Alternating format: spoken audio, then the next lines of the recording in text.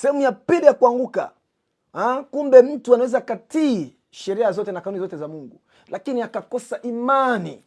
Imani sasa ni kumpenda Bwana Yesu kwa moyo wako wote. Kwa maana wapo watu ambao wanabidii katika kazi ya Mungu, kila siku anahubiri, kila siku anaombea watu, lakini hampendi Yesu. Kwa maana kuna wengine wanavifanya hivyo vitu kwa ajili ya sifa, wasifiwe na wanadamu. Mafarisayo walikuwa na bidii, Paulo alikuwa na bidii, lakini Paulo anasema nimefanya yote hayo kwa ubatili, kwa maana nilitesa kanisa kwa ubatili.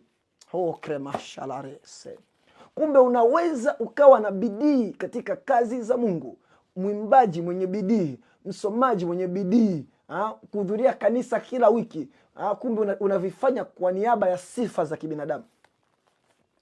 Wengine wanavifanya kwa sababu ni maagent wa kuzimu, ili wasionekane wanalawama, fulani waga na bidii, kumbe ni kaagent ka kuzimu.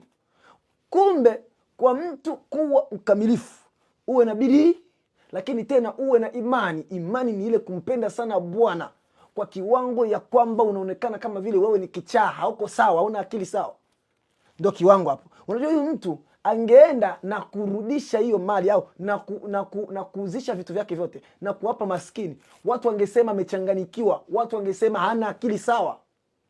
Lakini kumbe mapenzi ya Bwana ni ya kwamba sisi tuonekane kama hatuko sawa kwa ajili ya ufalme wake.